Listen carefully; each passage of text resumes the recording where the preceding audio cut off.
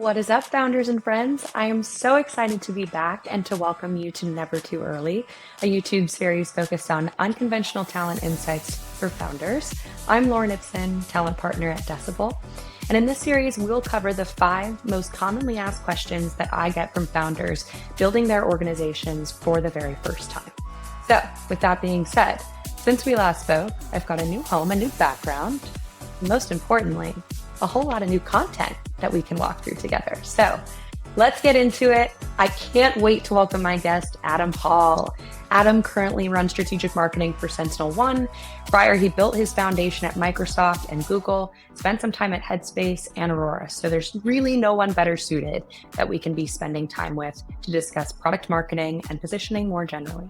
With that said, Adam, welcome to the show. Thank you for having me. It's awesome to be here. Thank you so much for joining. I'm so excited. I really don't think there's anyone better that I can chat with about this topic. So we're going to have a lot of fun. I think we should just dive right into it because we've got a lot to cover in a short period of time.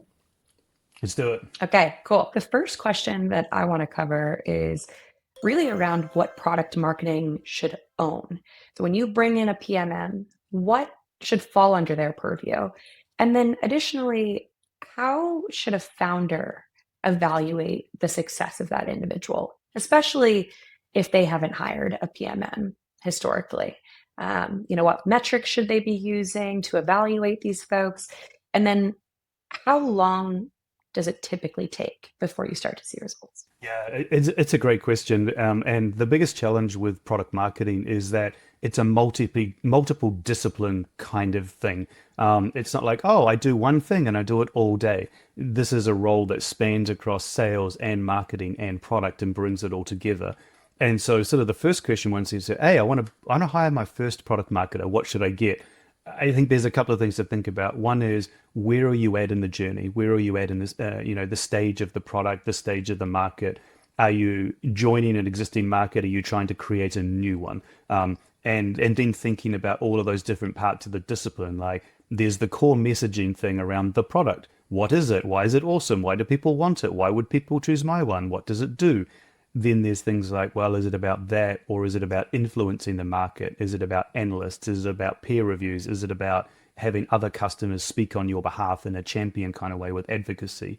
Are you doing a technical showcase, or are you doing more of a futuristic state of there's going to be a problem? Mm-hmm. And so understanding product marketing is a very broad thing, and B, where are you at, leads you to like, okay, I understand where that question is. Now let's figure that out.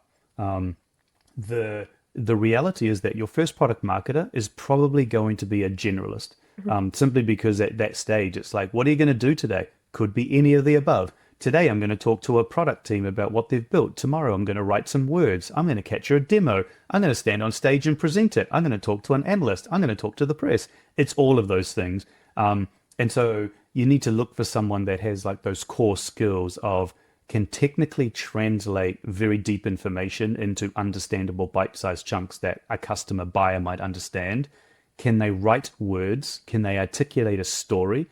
And can they bring energy to all of the above? Thinking about your question around how do you evaluate success? What a great question, because the answer is it depends. The ultimate measurement, in my opinion, of a product marketing team is pipeline and revenue. We exist to go out and say, here's who we're selling to, here's what we've got, here's how we help them understand that they need us, identify the pain, identify the problem that you're trying to solve, show that you can solve that problem, and then identify the customers who are sort of compelled enough that they will pay for the solving of that problem. Mm-hmm. There's loads of products and loads of startups and loads of founders out there who have a great idea for something that might happen. And the first question is always like, will someone pay for that pain to go away? Because if the answer is no, it's just a great idea. Yeah. If the answer is, oh yeah, I'll pay. If you make that problem go away, my life's better. I will pay for that. Cool. Now we can have a conversation about, well, what exactly are we solving for you? How do we solve that? Does it fit into your environment? And how much are you willing to pay for it? Mm-hmm. A good product marketer will look at all of those things and then say, cool, now we're going to build a pipeline of X dollars. We're going to hope to convert X% of that pipeline into opportunities, and of those opportunities, we want to win Y% of them. You start to build that very first product funnel, as product marketing funnel that turns into a sales funnel that turns into revenue. Love it. Out of curiosity, because when you talk about pipeline and lead generation, obviously my mind goes to more of like the demand gen side of marketing. Yeah. So how do you delineate kind of like what falls under your scope, what falls into enterprise marketing? I would love to just better understand kind of where you feel like you can take ownership as a product marketer, and then what that dynamic should successfully look like. Yeah, it's again that it's that matrix of all of those players working together, and the product marketer is usually the one element that is consistent across all of those different groups and all of those different conversations. They're sitting with the product team, understanding what was built and why and what it does. They're sitting with the marketing team who are doing demand gen and saying, here is the content you can use, these are the messages you can choose. You're building the assets that the demand gen team can then pick up, use the ICP, use the targeting that they've got, whether it's ABM, whether they're using HD Insights, whatever it might be. They can then say, oh, that's what our product does. That's interesting. There's a problem that we can solve. And then they can go and target people and say, are you interested in that? If Mhm. those two sides work together, then ultimately, yes, you're correct that like demand gen drives the pipeline, but a product marketing function should look at that and go, how do I influence it? How do I feed that machine Mm, so that it's got the right content at the right time for the right person? Otherwise, all you're doing is like paying lots and lots and lots for Google advertising and not getting a lot back for it. It's right. like, how do you engage with the audience? How do you excite that audience? That's what a product marketing function can bring to a demand gen engine before it gets to a salesperson who's like, oh, a live lead of someone who wants to talk to me. Mhm. Excellent. You've Awesome. already laid down the foundation, and they can have a good conversation about what it takes to do the deal. Okay, cool. Makes good sense. So, do you feel, just out of curiosity, that a product marketer is a good person to hire prior to a demand gen individual, or does it kind of depend case to case? I think I have a bias, but I think the honest answer is demand gen probably comes a little first Yeah. because there is a stage that's too early for a product marketer, Hmm. and that's sort of one of two areas. Either the product isn't fully baked in terms of what you're building and why, Yeah. and because a product marketer needs to pick that up and tell a story. The other side of it is, have we tested that the demand is there? And so you kind of need that sort of triangle to come together. And so you could have a product marketer first if they knew how to do the demand gen, but if you don't have a way to capture the demand, then all you're doing is shouting out into the market lots of noise and it doesn't convert to anything. And so you've kind of got to build the machinery to dock into, but it is a fast follow kind of scenario, in my opinion, in terms of like, if you've got a machine that's got up, it's got the machinery, it's got a demand gen capture pipeline to bring it in and then be able to follow it up. And they probably have enough coming direct from product to understand. Then when a PMM comes in, they can go, cool, let me get in between those two things and Hmm. say, product come to product marketing, we build the assets and make it awesome and do the showcase, and then feed the demand gen machine. You create a healthy triangle where previously it was just a point to point. Okay, got it.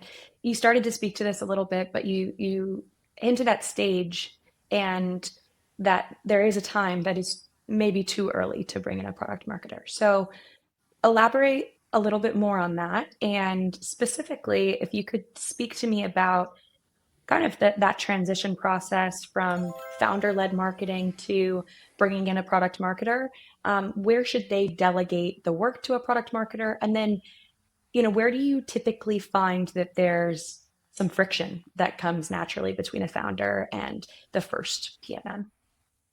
Yeah, this is again another good question because the reality is you should have what I would consider healthy, good friction. There should be a little bit of tension around, I think this, no, I think that. Neither side is usually correct, but you're both right. And so it's like, cool, let's meet in the middle and say, okay, I understand where you want to go, and you had Mhm. a very specific vision in mind. You built the product based on a number of conversations with a small set of customers. Product marketing is your scale function. And so that's the moment where you truly find out, is the founder, is the company ready to scale? Because if the founder sort of over pivots slightly and continues to be the definer of that narrative, you haven't actually done product marketing. You've just simply got someone that's going to do that work for you. If you then have a founder who goes, oh, cool, I got us this far, and now I'm going to bring someone in that can take that message and like populate it globally or much more broadly, Hmm. now you've got a great conversation of, you're making my life better because you took some load off me, but you're also doing the Babelfish translation from founder speak, highly technical speak, highly product focused speak Yeah. into value and outcomes. If you get that collaboration going, it'll be awesome. If it doesn't work, you've either got one side is not quite a fit with the other, or you've Hmm. got an approach problem that you need to understand that there's a shift in thinking required. Okay, got it.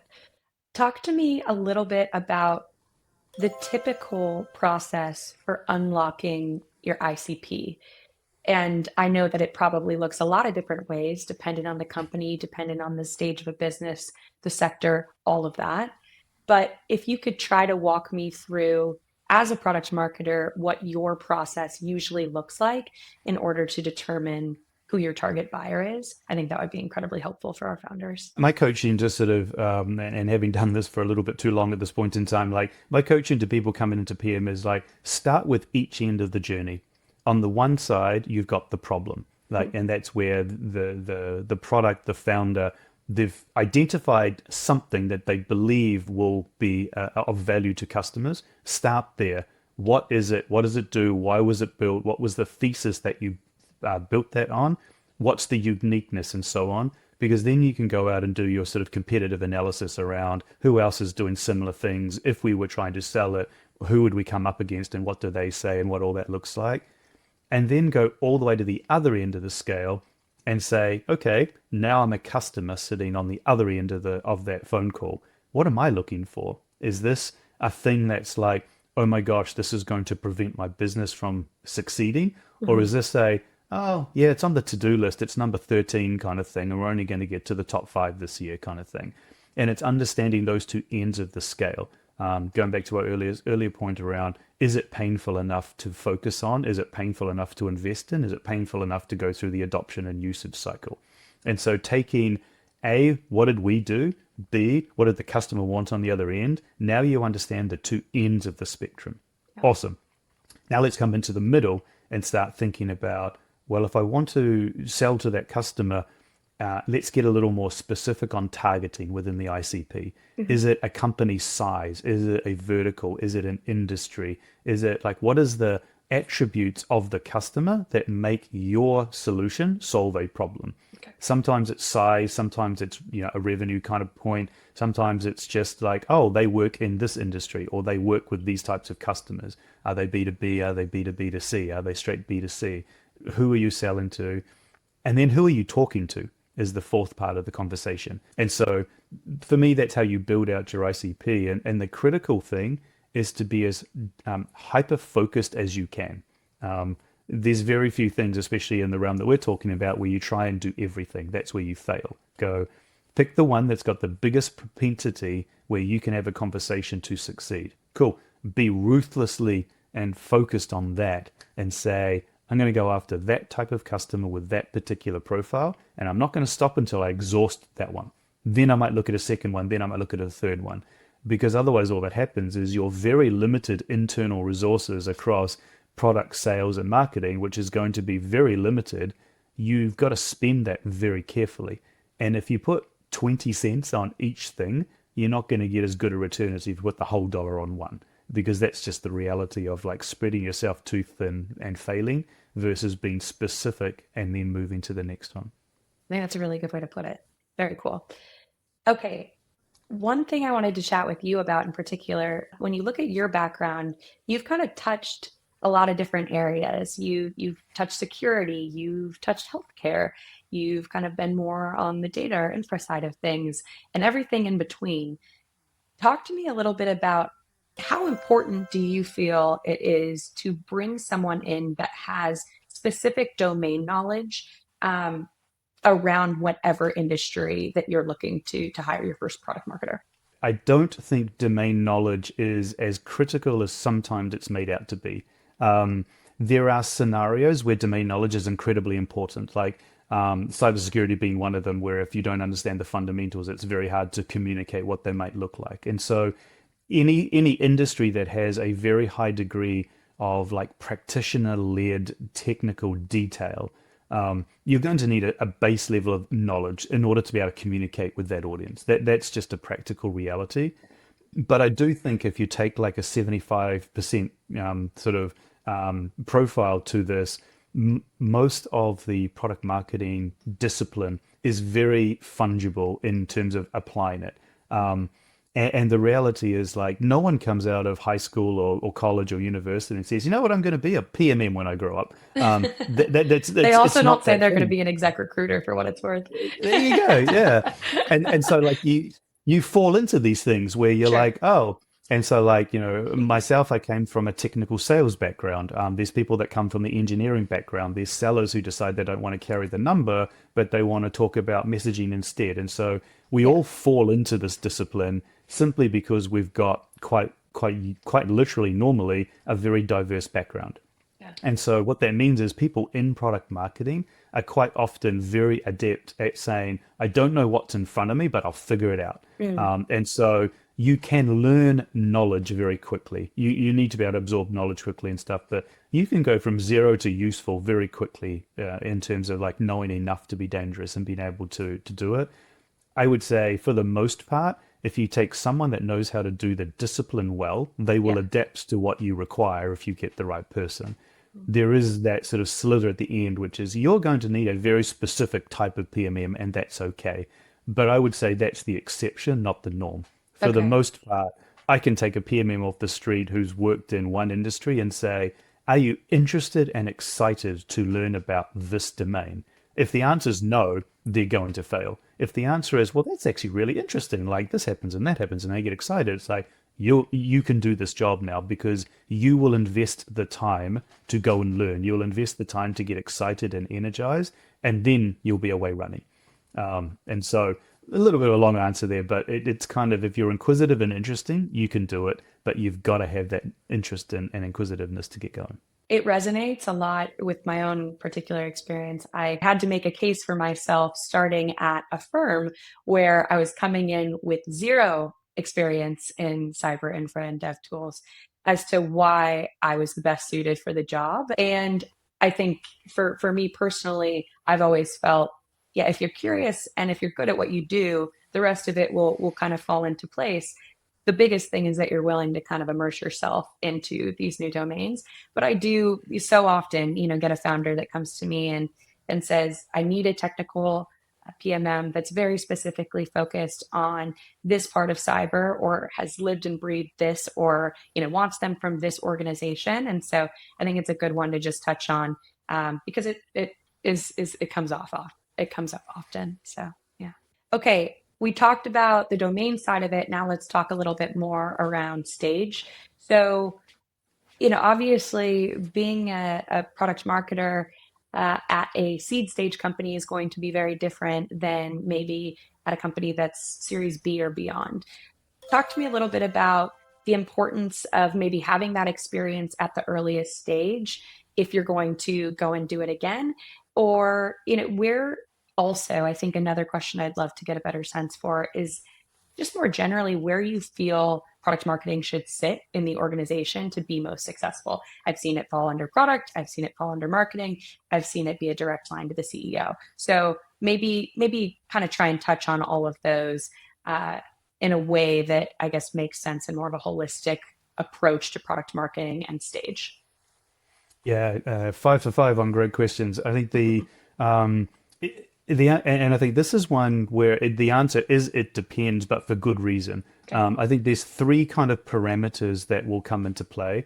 One is that what stage is the company at? The earlier it is, the more generic the role will be in terms of like, whether you're pre-funding or whether you're at seed funding or whether you're at A, you're very much going to be like, well, let's get a person who can figure lots of things out. And you're going to be, that generalist jack of all trades kind of thing where you're going to do lots of different things and lots of different hats. Mhm. That person could report into a number of different locations. It Mhm. could be direct to the CEO simply because this is quite literally your first marketing person. So where else are you going to put them? Sure.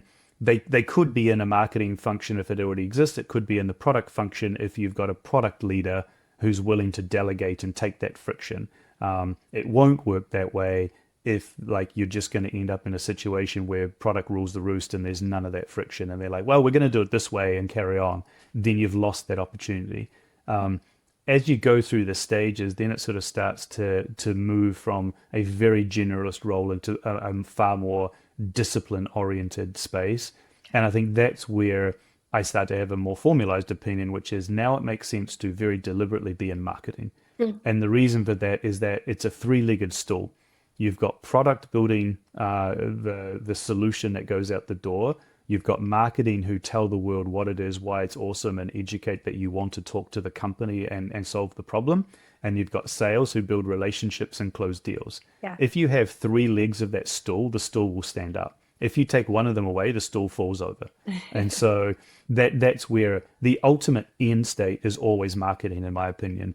It might live in some other areas, but it's dependent on the personalities at the top of the food chain. And the one that I worry the most about is the product side. When you have a product leader who has a very firm opinion and wants something done a very particular way, that might be awesome if they've got a marketing brain. But if they have a product brain and they stay in their features and functions in their world and don't allow that scale to happen, then you lose that healthy tension and you lose the opportunity to actually scale the business and go and grow it and be far more successful. And so long way of saying marketing's the correct answer in the long run, but it might take a winding path to get there depending on the sales stage and the personalities. Okay, I think it makes really good sense. As we wrap, are there any specific areas or tips that you feel like maybe weren't covered in these 5 questions that you think are incredibly important for founders that are trying to find their ICP or hire their first product marketer? I think on the ICP side, it's just that ruthless prioritization and focus.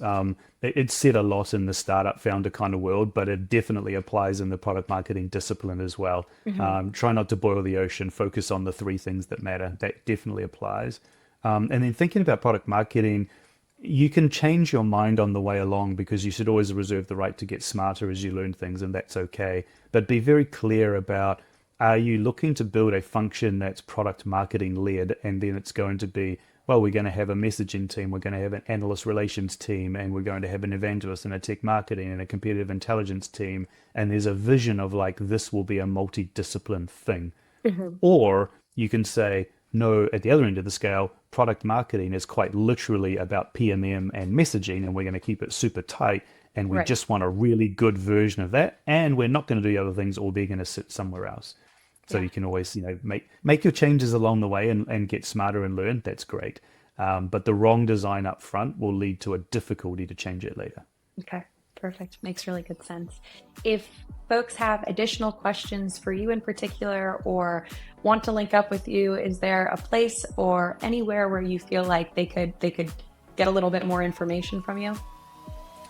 I'm gonna say the canonical LinkedIn answer. I think that tends to be where I hang out the most. It tends to be where I express opinions, and it's certainly the best way to get a hold of me in the real world.